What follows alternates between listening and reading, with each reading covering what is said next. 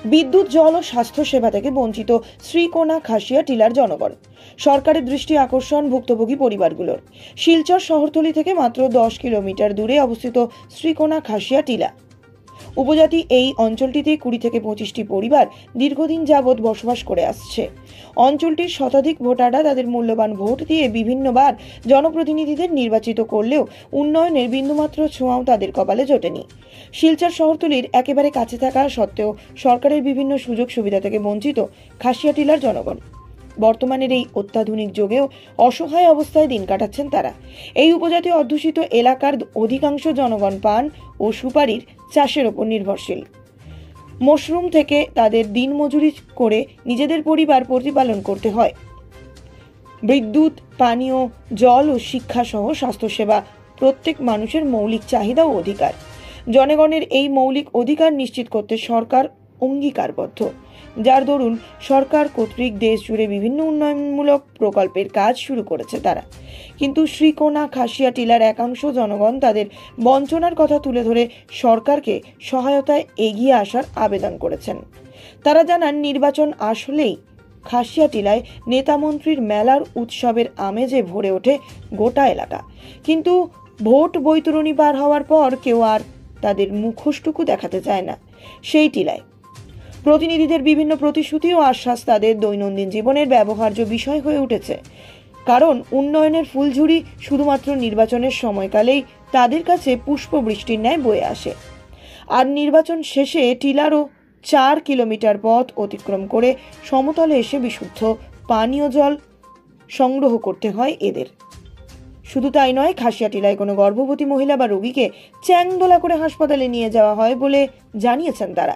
প্রতিবেশী এলাকাগুলোতে থাকা মানুষের ঘরে ঘরে বিদ্যুৎ সংযোগ থাকলেও খাসিয়া টিলায় বসবাসকারী মানুষের রাতের অন্ধকারেই দিন কাটাতে হচ্ছে। বিভিন্ন সমস্যাকে দৈনন্দিন জীবনের সঙ্গী করে খাসিয়া টিলার জনগণ তাদের দুঃখ ও দুর্দশার কথা সংবাদ মাধ্যমের কাছে তুলে ধরেছেন। সরকারকে অসহায়তা এগিয়ে আসার কাতর আবেদন জানিয়েছেন তারা। শিলচর প্রতিনিধি রিপোর্ট, নিউজ অবিকল। লাগে ভোট না দিলে তো হইতো না, ভোট দেওয়ার লাগে।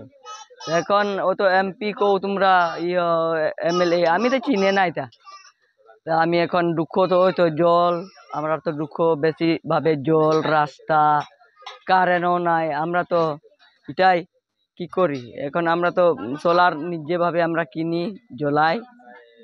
তো তো রাত বেরাত এটা বাজার আওয়া আবিও তো আমরা সমস্যা না, তো রাস্তা নাই, নাই। আমরা তো জঙ্গলের ভিতরে বুয়া কিতা করতাম। ভোট লেগে তো সবে আয় আগে তো লিলে মাঠ আসো উঠছিল এখানে উঠিয়া তো তো ভোট নিল, কইলো আচ্ছা বই আমি জানি তোমরা লিগি আজকে তো তো তোমরা খুব গরিব একটা লোক বইতে আসো জঙ্গলে, আচ্ছা আমরা দিব না তোমরা লিগি কারেন্ট দিব না তোমরা লিগি জল টল তো আমরা বানাই দিব।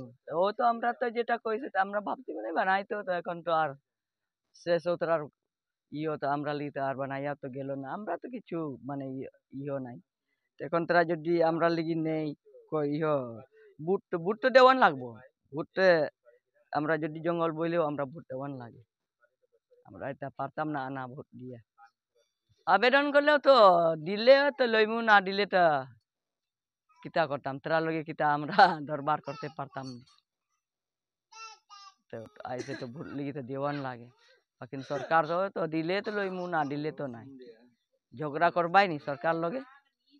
এখন তো আপনি তো কইবাই দিব, তা হে না দিলে তো আর আপনি কইয়াও কোনো হইব নি।